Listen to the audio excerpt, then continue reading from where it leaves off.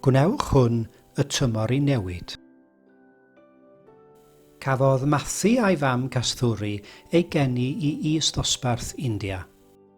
Gwrthododd ei theulu hi am iddi briodi oherwydd cariad. Ond nid dyma oedd diwedd ei phoen. Gadawodd fy ngŵr i pan nes i'n feichiog.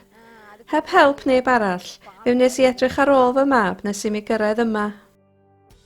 Diolch i Cymorth Cristnogol, mae hi nawr yn byw gyda Mathu ar fferm fechan.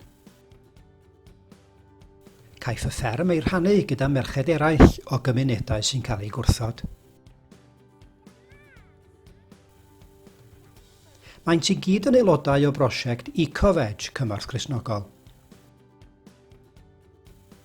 Mae Eco-Veg yn helpu merched fel Castwri i sefydlu eu busnesau eu hunain. Maent yn gwerthu bwyd sydd wedi ei dyfu'n naturiol, yn lleol ac yn y ddinas. Rydyn ni rhoi maeth organig i'r cnydau. Cyn hyn roeddent yn cael ei prynu a'i rhoi i ni, ond nawr rydyn ni wedi'n hyfforddi gan Eco-Veg i baratoi ein maeth organig ein hunain. Daw staff o Eco-Veg i'r fferm a'n dysgu ni be i'w chwistrellu a sut i chwistrellu. Mae Eco-Veg yn helpu miloedd o bobl sydd wedi cael ei gwrthod i ddod yn rhydd o dlodi. Gyda hyfforddiant, marchnata a logistics, mae'r cymorth hwn yn ennill arian ar gyfer gofal iechyd ac addysg i'r teuluoedd.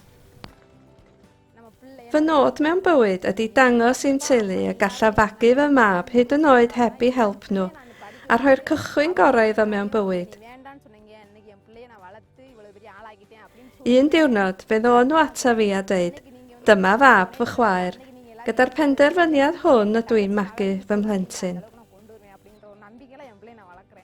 Gallwch chi helpu mwy o ferched fel Castwri i ddod yn rhydd o dlodi. Gall eich rhodd ei helpu i adeiladu dyfodol gwell iddyn nhw a'u teuluoedd. Peidiwch â disgwyl am newid, helpwch o'i dyfu.